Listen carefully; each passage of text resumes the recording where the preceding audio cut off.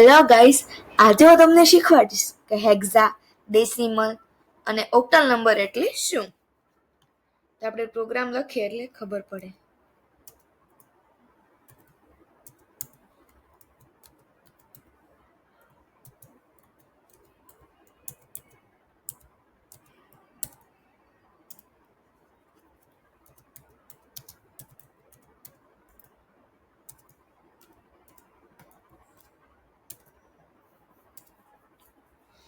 હા, તો આપણે એક ડેટા ટાઈપ લઈ લેવા અને વેરિયેબલનું નામ આપી દઈએ એ.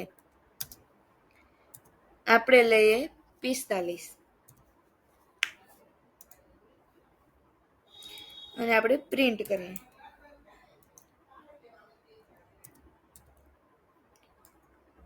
%d એ પ્રિન્ટ કરાવીએ અને ઇન્ટ છે એટલે રિટર્ન 0.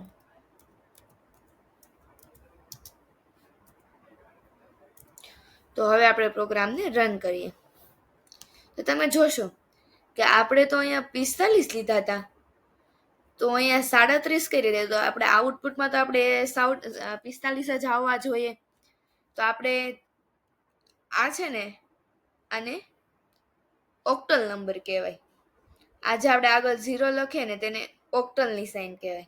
તો આપણે જોઈએ ઓક્ટલ નંબરમાં આપણે કેટલા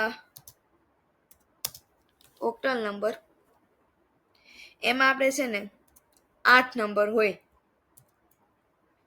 ક્યાંથી? 0 થી 7. તમે કાઉન્ટ કરી લેજો કે 8 જ નંબર થશે. પછી ડેસિમલમાં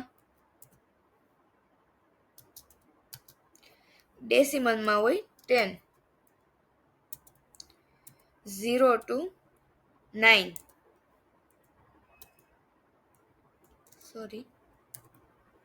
એન્ટર. અને હેક્ઝામાં હોય છે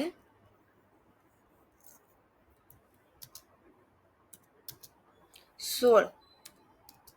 પણ હેક્ઝામાં 16 કઈ રીતે આવે? એક તો 0 થી 9,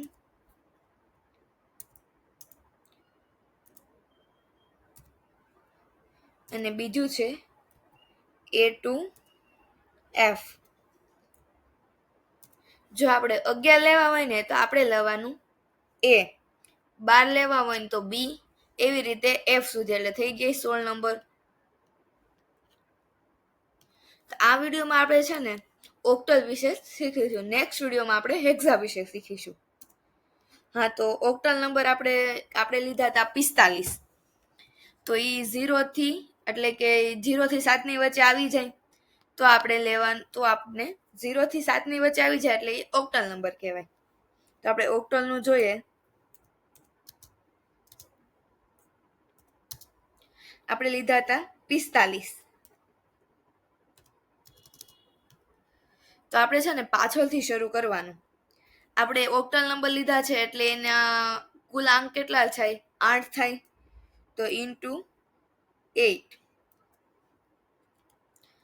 અને પ્લસ કરીને